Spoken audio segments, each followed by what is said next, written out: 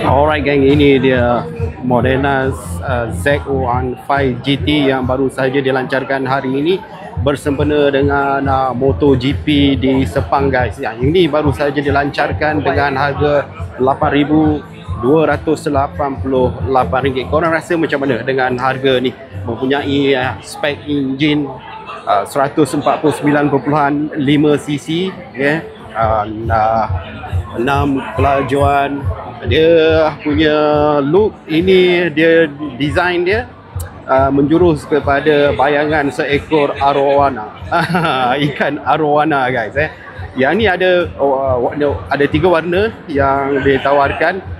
Yang ni warna Nando Grey, Grey dan Rosso Red. Ada 3 color.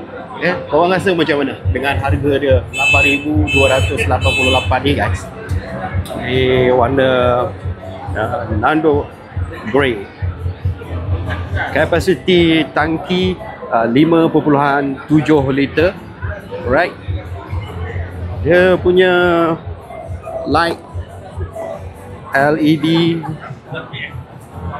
ada DRL depan tu, hazard light. Okay, ada ABS guys, ABS. So kita tengok sikit dia punya engine look dia macam ni kan. Macam ni design dia.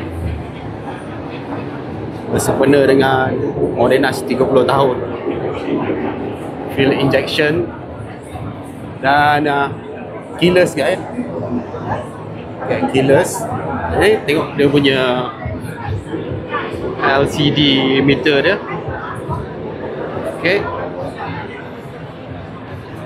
Kedudukan button-button dia macam ni lah. Okay. Switch on. Electric starter di sini. Okay, ini seat. Kita tengok belakang dia sikit. Di belakang dia. Okay, macam tu dia di belakang. LED light juga. Lampu LED. Belakang dia nice guys. Nice. Korang rasa macam mana? Cantik.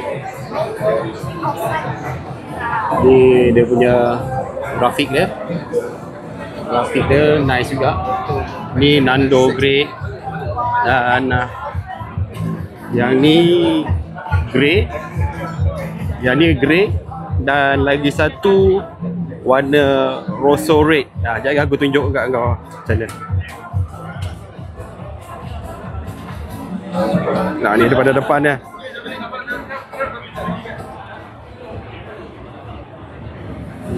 Kita tengok Rosso Red dari sebelah sana. Ni Rosso Red. Garang lah guys.